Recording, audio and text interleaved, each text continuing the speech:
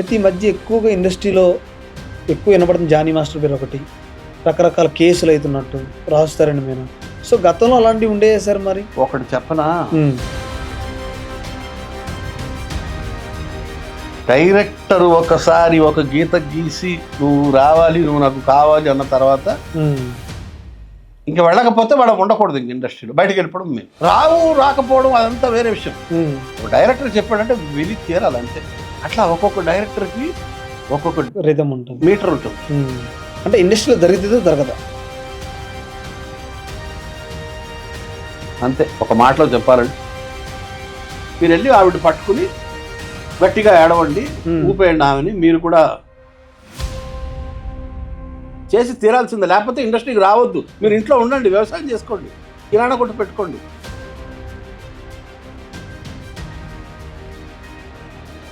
దాంతోనే సరిపెట్టుకోవాలి. అట్లా గడిచిందిలే. బాగా ఆకలేసేది సరిపోయేది కాదు, డబ్బులు లేవు. ఆ ఊరిలో సంపాదనకి మార్గం లేదు కదా. ఊరెళ్ళి ఏం చేయాలి? ఊరెళ్ళి ఖాళీగా ఉంటే అమ్మ నాన్న ఆస్తి ఉంటే బతకొచ్చు. మనకేమీ లేదు, లోయర్ మిడిల్ క్లాస్ ఫ్యామిలీ. మేము బద్దింట్లో ఉండేవాళ్ళం, బ్యాక్గ్రౌండ్ వీక్. డబ్బున్నోడికి పర్లేదు, ఊర్లో ఉండాలని ఉంటుంది. అయితే ఇండస్ట్రీలో కొంచెం అంటే మీలాగా పెద్దవాళ్ళు ఎప్పటి నుంచో మూవీస్ నుంచి వచ్చిన వాళ్ళు కానీ ఏమన్నా డొనేషన్స్ అంటే ఎలాంటి సార్, కొంచెం వాళ్ళు సహాయం చేయడం కానీ ఏమైనా చేస్తారా సార్? పింఛన్ టైప్లో ఏమన్నా పెడతారా? ఇలాంటివి చారిటీ చేస్తా, ఇక్కడ కూడా చేస్తా. అనాథాశ్రమాలకి వెళ్ళి బట్టలు ఉతికే సబ్బులు ఉంటాయి, అవి డబ్బా ఇచ్చేస్తావు ఒకసారి. నాకేందో నా జీవితంలో ఏదైతే నేను ప్రయత్నం చేశానో అది నాకు రాలేదు. నేను ప్రయత్నం చేయలేదు, నా తప్పది. అంటే అది నాలో ఉండే లోపం. ఇండస్ట్రీలో అడగకపోతే అమ్మాయినా పెట్టదు.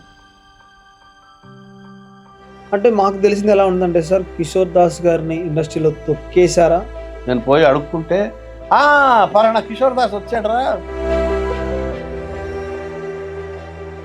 నాకు వేరే ఆప్షన్ లేదు. నేను వెళ్ళాలి, లేదా ఈ భూమి మీద నుంచి వదిలేయాలి, వెళ్ళిపోవాలి.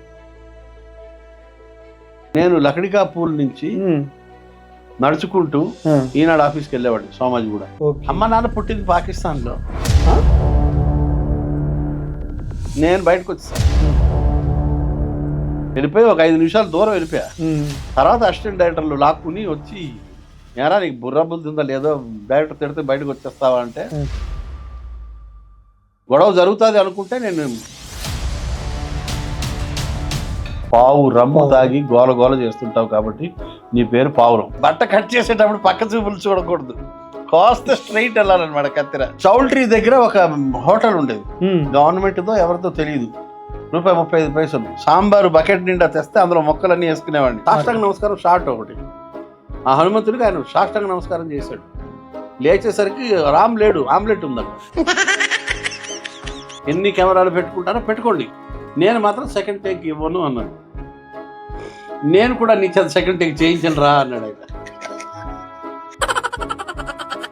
అయితే మీరు మూవీస్కి ఎలా ఛాన్సులు వచ్చినాయి, తర్వాత యాంకరింగ్ అనుకుని షోలు చేసేవాళ్ళు, తర్వాత వంట ప్రోగ్రాంలు కూడా చేసేవాళ్ళు, ఇవి ఎలా వచ్చింది చెప్పండి. అడవి శ్రీనివాస్ గారు కలిసి నా దగ్గరికి వచ్చి, నువ్వు భలే ఉన్నావు అడదిడ్డంగా, నాకు కావాలి. అసలు తెలుగు టెలివిజన్ చరిత్రలో మిగతా ఛానల్ ఎవ్వరూ చూడకుండా కేవలం ఈ ఛానల్ మాత్రమే 100% చూపిస్తుంది.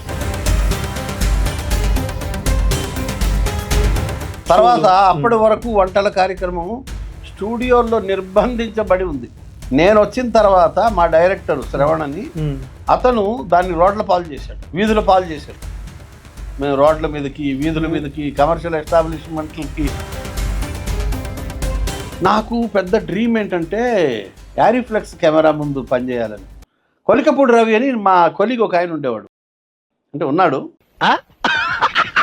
ఒకరోజు అయితే గుంటూరులో నేను చూశాను, మీద పడిపోతున్నారు జనాలు.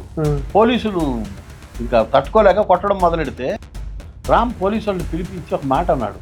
నేను ఆశ్చర్యపోయాను, ఓహో ఇట్లా పక్క వాళ్ళ గురించి.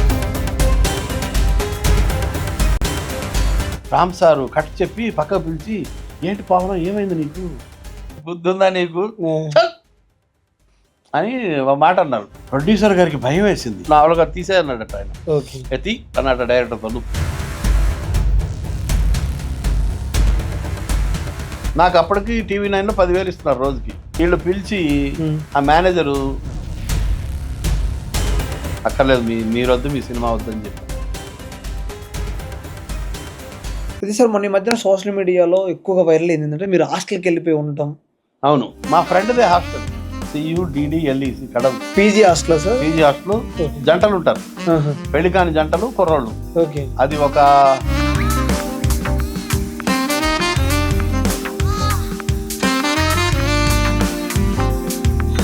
ఇప్పుడు నా ఉద్దేశంలో ముగ్గురు చిరంజీవులబ్బా.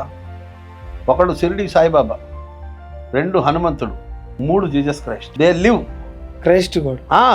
ఒకడు జీసస్ క్రైస్ట్, ఒకడు హనుమంతుడు, ఒకడు సాయిబాబా. నేను వ్యక్తిగతంగా నమ్ముతాను. ఆమె పక్కా హిందూ. ఉన్నారు వాళ్ళు సజీవం, ఇక్కడ ఉన్నారు. They are here. నాకు అనిపిస్తుంది ఎందుకో, చూసే శక్తి నాకు లేదు. ఒక పుస్తకంలో మొదటి వాక్యం ఏంటంటే, మనిషి చావు గురించి చాలా మాట్లాడతాడు కానీ చావు తర్వాత ఏం జరుగుతుందో ఎవరికి తెలియదు. కానీ ఒకటి తెలుసా, చావు తర్వాత బాగుంటుంది అనడానికి ఏమైనా ఆధారాలు ఉన్నాయా? ఇంకొకటి, చనిపోవాలంటే చాలా ధైర్యం కావాలి. అందులో 10వ వంతు ధైర్యం ఉన్నా ఈ భూమి మీద బతికేవచ్చు. కొబ్బరి నూనె 1 కిలో రాసుకుని తిరుగుతుంటారు తలకాయ. అసలు చాలా ఈజీ సార్ ఆడవాళ్ళని హ్యాండిల్ చేయడం. మా రోజుల్లో కాలేజీలో మాది కో ఎడ్యుకేషన్, అమ్మాయితో ఎవరు మాట్లాడేవాళ్ళు కాదు. నేను ఒక్కడనే కాలేజీలో విపరీతంగా అమ్మాయిలతో తిరిగేవాడిని. దాసన్నయ్య అమ్మాయిలందరూ నన్ను దాసన్నయ్య. ఐఎమ్ ది బిగ్గెస్ట్ అన్నయ్య ఆఫ్ కాలేజ్.